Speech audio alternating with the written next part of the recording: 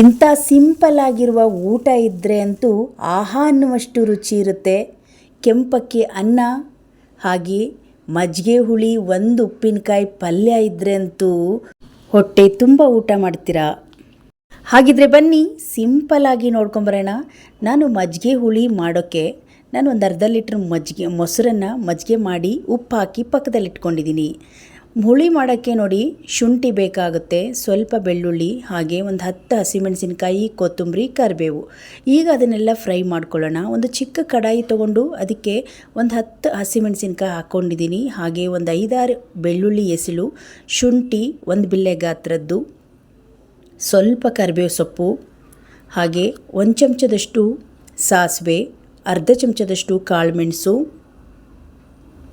1/4 ಚಮಚದಷ್ಟು ಮೆಂತ್ಯ ಬೇಕಾಗುತ್ತೆ, ಹಾಗೆ 1 ಚಮಚದಷ್ಟು ಕಡಲೆಬೇಳೆ ಹಾಕಿ ಚೆನ್ನಾಗಿ ಇದನ್ನು ಫ್ರೈ ಮಾಡ್ಕೊಳ್ಳೋಣ. ಮೀಡಿಯಮ್ ಫ್ಲೇಮಲ್ಲಿ ಇಟ್ಟು ಮೆಣಸಿನ್ಕಾಯಿ ಎಲ್ಲ ಹಸಿ ಅಂಶ ಹೋಗಬೇಕು, ಅಲ್ಲಿವರೆಗೂ ಇದನ್ನು ಫ್ರೈ ಮಾಡ್ಕೊಳ್ಬೇಕು. ಮಾಡುವ ವಿಧಾನ ತುಂಬ ಸುಲಭ, ಆದರೂ ಊಟಕ್ಕೆ ಸಖತ್ತಾಗಿರುತ್ತೆ ಈ ಹುಳಿ. ಈಗ ನಾಟಿ ಕೊತ್ತಂಬರಿ ಸೊಪ್ಪನ್ನು ಹಾಕಿ ಚೆನ್ನಾಗಿ ಮಿಕ್ಸ್ ಮಾಡಿ ಒಂದು ಚಿಕ್ಕ ಜಾರಲ್ಲಿ ಇದನ್ನು ತರಿಯಾಗಿ ಒಂದು ಪೇಸ್ಟ್ ಥರ ರೆಡಿ ಮಾಡ್ಕೊಳ್ಬೇಕು. ನೀರು ಹಾಕದೇ ಮಾಡ್ಕೊಳ್ಬೇಕು. ಇದು ನೈಸು ಕೂಡ ಆಗಬಾರ್ದು, ತರಿ ಆಗಬೇಕು. ಇದಕ್ಕೆ ಒಂದು 1/4 ಚಮಚದಷ್ಟು ಅರಿಶಿನ ಪುಡಿ, ಹಾಗೆ ನಾವು ಮಾಡ್ಕೊಂಡಿರುವ ಮಜ್ಜಿಗೆಯನ್ನು ಒಂದು ಸೌಟು ಎತ್ತಾಕಿ ಇದನ್ನು ತರಿಯಾಗಿ ನಾವು ರೆಡಿ ಮಾಡ್ಕೊಳ್ಳೋಣ. ಈಗ ಇದು ರೆಡಿ ಇದೆ, ಮಜ್ಜಿಗೆ ಕೂಡ ರೆಡಿ ಇದೆ. ನೋಡಿ ಎಷ್ಟು ಸಿಂಪಲ್ಲಾಗಿ ಈ ಹುಳಿ ರೆಡಿ ಆಗೇ ಹೋಯಿತು. ಮಧ್ಯಾಹ್ನ ಊಟಕ್ಕಂತೂ ತುಂಬ ಚೆನ್ನಾಗಿರುತ್ತೆ. ವಾರಕ್ಕೆ 1 ಸಲ 2 ಸಲ ಈ ರೀತಿ ಮಜ್ಜಿಗೆ ಸಾರು ಅಂತ ಹೇಳ್ತೀವಿ ನಾವು, ಇದನ್ನು ಮಾಡ್ಕೊಂಡು ತಿಂದರೆ ತುಂಬ ಚೆನ್ನಾಗಿರುತ್ತೆ ಊಟದ ಜೊತೆಗೆ. ಇದಕ್ಕೆ ಇವಾಗ ಸಿಂಪಲ್ ಆಗಿರುವ ಒಂದು ಒಗ್ಗರಣೆ, ಒಣಮೆಣಸು, ಸಾಸಿವೆ, ಜೀರಿಗೆ, ಸ್ವಲ್ಪ ಬೆಳ್ಳುಳ್ಳಿ, ಕರಿಬೇವು ಸೊಪ್ಪು ಹಾಕಿ ಒಗ್ಗರಣೆ ಮಾಡಿ ಹಾಕಿದ್ದೀನಿ. ಈಗ ಅರ್ಧ ಈರುಳ್ಳಿನ ಸಣ್ಣದಾಗಿ ಕಟ್ ಮಾಡಿ ಹಸಿ ಈರುಳ್ಳಿ ಹಾಕ್ಕೊಂಡಿದ್ದೀನಿ. ಈ ರೀತಿ ಹಾಕಿರೋದ್ರಿಂದ ಸಾಂಬಾರು ಊಟ ಮಾಡುವಾಗ ತುಂಬ ರುಚಿಕರವಾಗಿರುತ್ತೆ. ಈರುಳ್ಳಿ ಬೇಡ ಅಂದರೆ ನೀವು ಸ್ಕಿಪ್ ಮಾಡ್ಕೊಳ್ಬೋದು. ಈಗ ಮಜ್ಜಿಗೆ ಸಾರು ರೆಡಿ ಆಯಿತು ನೋಡಿ ಊಟಕ್ಕೆ. ಇದ್ರ ಜೊತೆಗೆ ಒಂದು ಪಲ್ಯ ಬೇಕೇ ಬೇಕು. ಈಗ ಆ ಪಲ್ಯವನ್ನು ಹೇಗೆ ಮಾಡೋದು ಅಂತ ನೋಡೋಣ. ಈಗ ಒಂದು ಕಡಾಯಿ ಇಟ್ಕೊಂಡು ಇದಕ್ಕೆ ಒಂದು 2 ಚಮಚದಷ್ಟು ಎಣ್ಣೆ, ಹಾಗೆ ಕಡಲೆಬೇಳೆ 1 ಚಮಚ, ಸಾಸಿವೆ ಸ್ವಲ್ಪ. ನಾನು ಈ ಪಲ್ಯಕ್ಕೆ ಜೀರಿಗೆ ಹಾಕ್ತಾಯಿಲ್ಲ, ಸೋಂಪು ಕಾಳು ಹಾಕಿದ್ದೀನಿ. ಹಾಗೆ ಸ್ವಲ್ಪ ಕರಿಬೇವು ಸೊಪ್ಪು ಹಾಕಿ ಚೆನ್ನಾಗಿ ಒಂದು ರೌಂಡ್ ಮಿಕ್ಸ್ ಮಾಡ್ಕೊಳ್ಳೋಣ.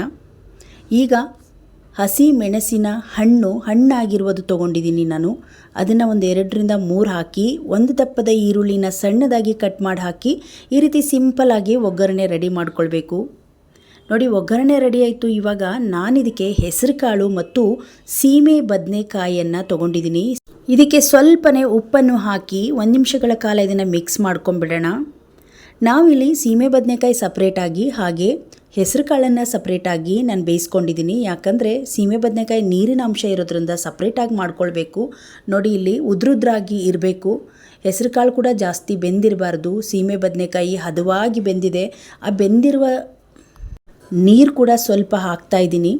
ಇದನ್ನು ಹಾಕಿ ಆ ನೀರಿನ ಅಂಶ ಹೋಗೋವರೆಗೂ ಇದನ್ನು ಫ್ರೈ ಮಾಡ್ಕೊಳ್ಬೇಕು. ಸ್ವಲ್ಪ ಹುಡಿ ಆಗಬೇಕು. ಈ ಸಮಯದಲ್ಲಿ ಬೇಕಿದ್ರೆ ನೀವು ಒಣ ಕೊಬ್ಬರಿ ಅಥವಾ ಹಸಿ ಕೊಬ್ಬರಿನೂ ಕೂಡ ಹಾಕ್ಬೋದು. ನಾನಿಲ್ಲಿ ಹಾಕ್ತಾಯಿಲ್ಲ.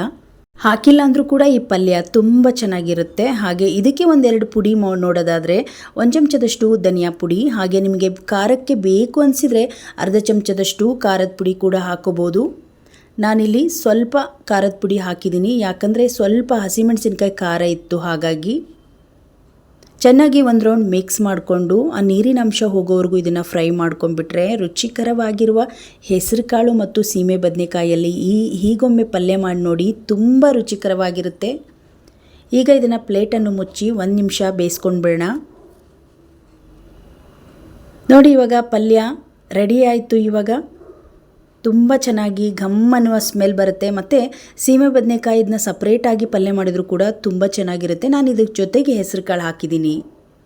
ಈಗ ಪಲ್ಯ ರೆಡಿ ಆಯಿತು, ಮಜ್ಜಿಗೆ ಸಾಂಬಾರು ರೆಡಿಯಾಗಿದೆ, ಹಾಗೆ ಬಿಸಿ ಬಿಸಿ ಅನ್ನ ಕೂಡ ರೆಡಿಯಾಗಿದೆ. ನಾನಿಲ್ಲಿ ಇವತ್ತು ಕೆಂಪಕ್ಕಿ ಅನ್ನವನ್ನು ರೆಡಿ ಮಾಡಿಕೊಂಡಿದ್ದೆ.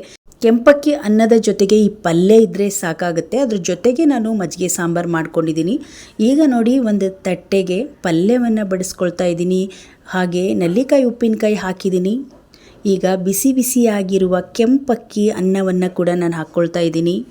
ಮಧ್ಯಾಹ್ನ ಊಟಕ್ಕೆ ಸ್ವಲ್ಪ ಚೇಂಜಸ್ ಇರಬೇಕು. ಒಂದೊಂದು ಸಲ ಬರೀ ಅದೇ ಬಿಳಿ ಅನ್ನ ಅದೇ ಮುದ್ದೆಗಳು ತಿನ್ನೋದು ಬದಲು ಈ ರೀತಿ ಕೆಂಪಕ್ಕಿ ಅನ್ನವನ್ನು ಮಾಡಿಕೊಂಡ್ರೆ ತುಂಬ ಚೆನ್ನಾಗಿರುತ್ತೆ. ಹಾಗೆ ಈ ಒಂದು ಸಾರು ಜೊತೆಗೂ ಕೂಡ ಚೆನ್ನಾಗಿರುತ್ತೆ. ಮಧ್ಯಾಹ್ನ ಊಟಕ್ಕೆ ಒಂದು ಸ್ವಲ್ಪ ಡಿಫ್ರೆಂಟ್ ಆಗಿರೋದು ಮಾಡೋದಾದರೆ ಈ ರೀತಿಯಾಗಿ ನೀವು ಮಾಡ್ಬೋದು. ತುಂಬ ಸಿಂಪಲ್ ಆಗಿರುತ್ತೆ. ಟ್ರೈ ಮಾಡಿ ಸ್ನೇಹಿತರೆ. ಇವತ್ತಿನ ಸಿಂಪಲ್ ರೆಸಿಪಿ ನಿಮಗೆ ಇಷ್ಟ ಆದರೆ ಒಂದು ಲೈಕ್ ಮಾಡಿ, ಈ ವಿಡಿಯೋವನ್ನು ಶೇರ್ ಮಾಡಿ, ಹಾಗೆ ಸಬ್ಸ್ಕ್ರೈಬ್ ಮಾಡ್ಕೊಳ್ಳಿ.